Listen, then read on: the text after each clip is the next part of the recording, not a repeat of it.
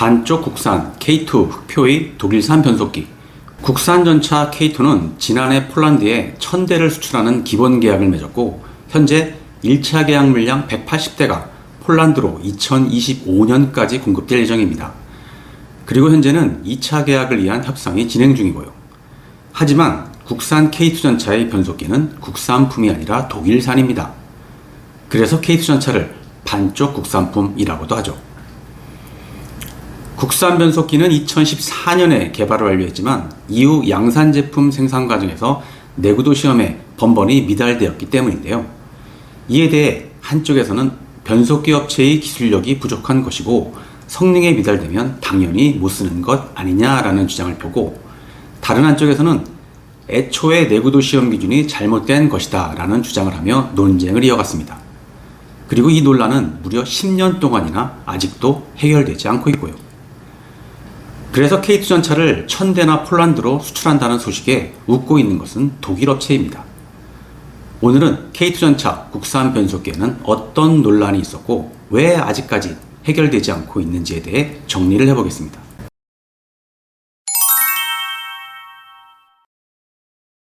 K2 전차에 장착되는 1500마력 파워팩은 2005년부터 2014년까지 1000억 원이 넘는 비용을 투자해서 독일과 미국에 이어 세계 세 번째로 개발에 성공했습니다. 개발간에 제작한 시제품이 개발 시험평가와 운용 시험평가에서 모두 성공적으로 통과한 것이죠. 그래서 그 결과대로 규격서를 만들었고 그 규격서대로 새 제품을 제작하게 됩니다. 그리고 그 새 제품은 규격서대로 제대로 만들어졌는지를 국방기술품질원에서 검사를 했는데요. 이 최초 생산품 검사에서 새 파워팩이 내구도 시험을 통과하지 못하게 됩니다. 바로 파워팩의 구성품 중 하나인 변속기가 9600km 주행 이전에 고장이 발생했기 때문이죠. 원래 계획대로라면 K2 전차의 최초 생산부터 국산 파워팩을 장착했어야 했는데 이 파워팩 개발이 몇 년 지연되었고 K2 전차의 1차 양산분 100대에는 독일산 파워팩이 장착되었습니다. 국산 파워팩이 장착 시기를 놓쳤던 거죠. 그러다가 2014년에 국산 파워팩의 개발이 완료되었고 이에 정부는 그에 수립한 K2 전차 2차 양산 계획에서는 국산 파워팩을 장착하기로 했었습니다. 하지만 변속기가 최초 생산품 검사를 통과하지 못하자 정부는 국산 파워팩 중에서 문제가 된 변속기는 빼고 문제가 없는 국산 엔진과 독일산 변속기를 조합하기로 결정합니다. 그러면서 국산 변속기 내구도 시험을 6차례에 걸쳐 반복적으로 수행했지만 모두 통과하지 못했습니다. 그래서 2019년에 결정한 K2 전차 3차 양산에서도 국산 엔진과 독일산 변속기가 그대로 장착하게 되었고, 이번 폴란드로 수출하는 K2 전차 역시 국산 엔진과 독일산 변속기 조합이 그대로 사용되게 됩니다. 그런데 금년 초에 뜻밖에도 K2 전차를 현지에서 생산하는 튀르키예에서 국산 변속기를 시험했고 그 시험을 통과하여 앞으로 튀르키예에서 생산하는 알타이 전차에는 국산 변속기가 장착된다는 소식이 들려왔습니다. 국내에서는 서로 논쟁을 벌이고 있을 때 외국에서 먼저 성능을 검증한 거죠. 그러자 정부는 금년 4월에 K2 전차 4차 양산 계획을 결정하면서 국산 변속기 성능을 직접 시험해보고 적용 여부를 결정하겠다고 했습니다. 그럼 도대체 K2 전차 변속기의 내구도 논란은 무엇일까요? 바로 이건 시험 기준에 관한 논란입니다. 당시 변속기의 내구도 시험 기준은 9600km를 결함없이 주행해야 한다라고 되어 있었습니다. 이 말은 변속기 안의 어떤 부품도 전차가 9600km를 주행하는 동안 아무런 결함이 없어야 한다는 말인데요. 6차례에 걸쳐 시험을 했지만 모두 실패했습니다. 결함 없이 가장 멀리 주행한 거리가 7110km였고 볼트 하나가 부러지면서 시험에서 떨어졌습니다. 그러자 제작사인 S&T에서는 애초에 시험 기준이 너무 가혹했다는 주장을 하게 됩니다. 이 말은 무슨 말인가 하면 내구도라는 것은 제품이 원래 기능을 유지하면서 쓸 수 있는 정도 또는 기간을 의미하거든요. 자동차를 예로 들을 때 자동차를 더 이상 탈 수 없는 거리가 바로 내구도 거리가 되는 거죠. 하지만 자동차에서는 내구도가 따로 정해져 있지 않습니다. 일반 소모품 정비부터 엔진 보링, 즉 오버홀을 하면 소유주가 원하는 만큼 끝까지 계속 탈 수가 있습니다. 수리할 부품이 없으면 수제로 주문 제작해서라도 수리를 하면 됩니다. 그래서 1980년대에 생산된 현대자동차 포니를 아직도 타고 계신 분도 있고, 최근 미국에서는 2013년 현대 아반떼로 160만 킬로미터 이상을 운행했다고도 합니다.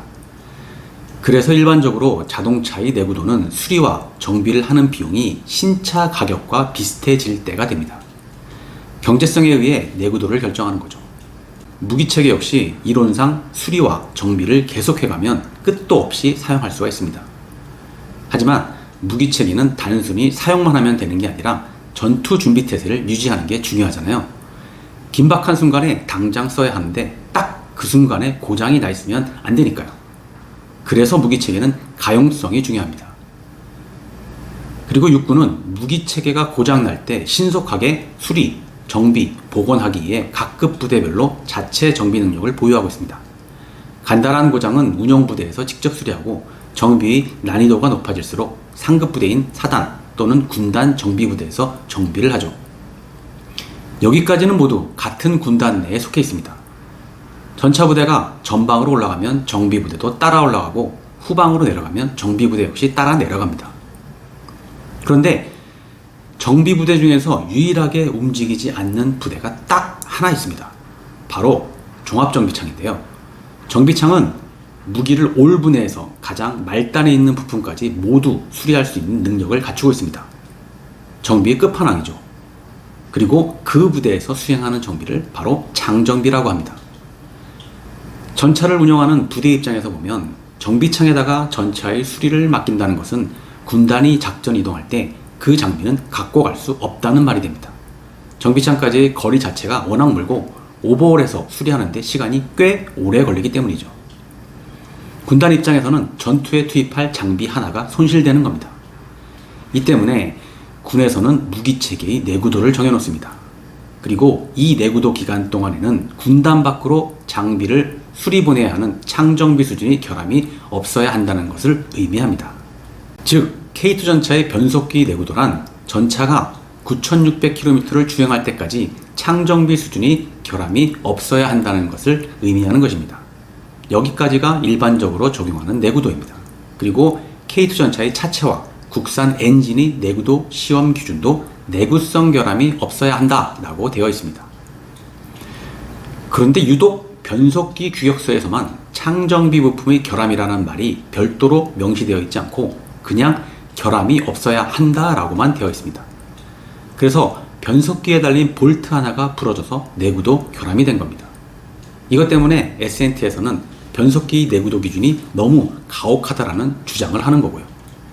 그리고 방사청에서는 규격에 문제가 없지는 않은 것 같은데 애초에 업체가 합의한 규격이고 정작 성능이 미달되니까 이제 와서 딴소리를 한다라고 하면서 반박하는 거고요.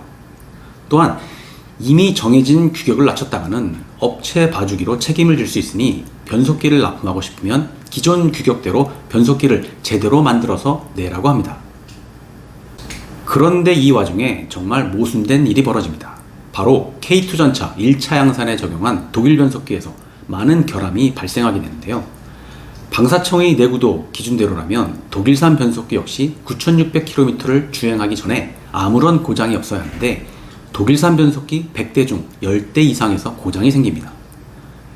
그렇다면 당연히 내구도 결함으로 처리했어야 옳지만 방사청은 수리를 허용했고 독일 변속기는 창정비 부품의 고장이 아니면 내구도 결함이 아니라는 이중 잣대를 적용합니다. 더욱이 독일산 변속기를 수입할 때 직접 성능 시험을 한 게 아니라 독일 업체에서 제시하는 서류로 대체했고요. 그러자 S&T에서는 국내 업체 역차별이라며 강하게 반발합니다. 같은 변속기인데 국산 변속기는 아무런 결함이 없어야 하고 독일 변속기는 창정기 부품의 고장만 없으면 된다고 하는 것에 강한 반감을 표시했죠. 언론에서도 차별과 모순이라는 기사를 계속 냈고 심지어 2017년 국정감사장에서도 이 사안을 다뤘습니다. S&T는 규격이 가혹하다, 국내 업체 역차별이다 라는 주장을 계속했고 방사청에서는 S&T가 성능이 미달되니까 이제서 피해자 코스프레 한다며 감정 싸움을 이어갔습니다. 그러면서 추가 시험은 파행되었고 그 이후로는 시험 기준이 옳으냐 마냐에 대한 논쟁만 계속되게 됩니다. 그러다가 결국 2020년이 되어서 규격이 바뀝니다. 내구도 시험관 결함이 없어야 한다를 변속, 조향, 제동에서 기본 기능을 상실하거나 심각한 성능 저하로 더 이상 시험을 진행할 수 없는 경우가 아니면 된다라고 바꾼 거죠. 방사청에서는 창정비 부품의 고장이라고 바꾸면 애초에 규격의 문제를 인정하는 모양새가 되니까 표현을 애둘러 표현했지만 결국 그 내용이 그 내용입니다. 창정비 부품의 고장이 아닌 일반적인 정비는 허용하겠다는 거죠. 아마 튀르키예 수출을 위한 변속기 시험 역시 이 바뀐 규격을 적용한 것으로 추측이 됩니다. 변속기는 바뀐 게 없는데 기존 규격을 적용했다면 통과할 수가 없었을 테니까요. 자, 여기까지 놓고 보면 여러분은 이 논란의 핵심을 어떻게 보시나요? 애초에 규격을 무리하게 적용하고 무리한 것을 알면서도 바꿔주지 않은 방사청일까요? 아니면 정작 규격에 합의해놓고 성능이 안 나오니까 그제서야 규격을 탓하는 S&T일까요? 이 논란은 닭이 먼저인지 달걀이 먼저인지와 같은 논란입니다. 그래서 선을 그어 판단하시기가 어려울 겁니다. 그럼 여기에서 한 가지를 더 주목해 보시죠. 2017년 국정감사에서 S&T 중공업 대표가 S&T가 최초로 제출한 변속기 규격서 안에서는 변속기 내구도 평가 기준을 창정비 부품의 고장이 없어야 한다라고 제출했다고 합니다. 그런데 이게 규격으로 제정되면서 결함이 없어야 한다로 바뀌었다는 거죠.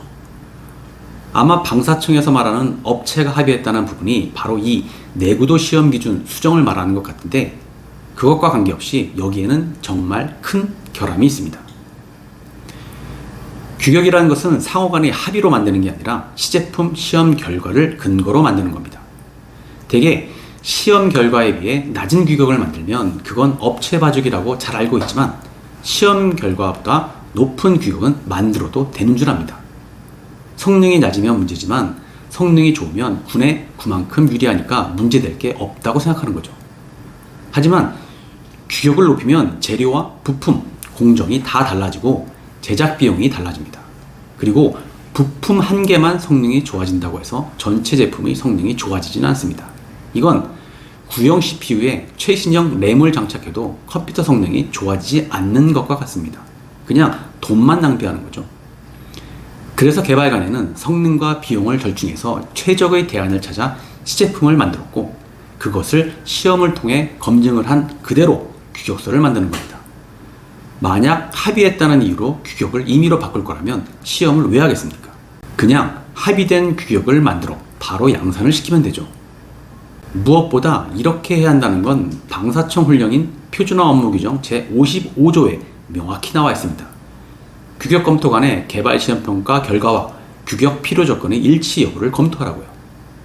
그래서 변속기 개발 시험 평가에서 창정비 부품의 결함이 없어야 한다라고 되어 있으면 규격서에서도 당연히 창정비 부품의 결함이 없어야 한다가 되어야 합니다.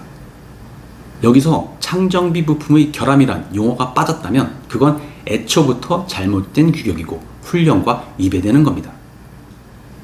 결국 지금까지의 변속기 논란은 무리한 규격을 적용한 방사청이나 성능이 미달되니까 그제서 규격 탓을 하는 업체의 문제가 아니라 애초에 처음부터 규격을 잘못 만든 곳의 문제이고 그곳의 책임입니다. 그리고 여전히 이 부분의 과실이 부각되지 않는 것을 보면 그 당시 어떤 불순한 의도를 갖고 한 게 아니라 내구도에 대한 지식이나 시험평가 결과가 어떻게 규격으로 연계되는지에 대해 그냥 몰라서 그랬던 것 같습니다. 그 부분을 파고들었다면 진작에 해결할 수 있었을 텐데 엉뚱한 것만 갖고 서로 소모적인 논쟁과 감정 싸움만 하면서 10년을 돌아 어렵게 겨우 제자리를 찾은 거죠. 그래서 이제서라도 규격이 제자리를 찾았으니 이제는 상생의 길을 찾았으면 좋겠는데요. 하지만 여전히 방사청, 기품원, S&T 간의 또 다른 논쟁이 계속되고 있습니다. 방사청에서는 규정대로 최초 생산품 검사를 다시 해야 한다고 하고 S&T는 새 제품을 만들어 시험하려면 돈과 시간이 많이 드니까 이번 튀르키예 시험 결과를 그대로 적용해 달라고 하는 거죠. 방사청도 방사청이지만 S&T도 정말 만만치 않은 것 같습니다. 업체도 힘들고 방사청도 힘들겠지만 보는 사람도 정말 지켜보는 게 마음이 편하지는 않습니다. 모쪼록 적절한 합의점을 찾아내어 K2전차 4차 양산과 폴란드 추가 수출부터 국산 변속기가 장착되기를 기대하겠습니다. 끝으로 오늘같이 논란 있는 내용을 올릴 때는 다시 한번 내용을 살펴보고 근거를 명확히 하려고는 하지만 그래도 제가 미처 몰랐던 내용이 있을 수도 있을 겁니다. 언제나 그렇듯 사실과 다른 내용이 있다면 기탄 없이 말씀해 주시고요. 그 내용은 기꺼이 수정하겠습니다. 감사합니다.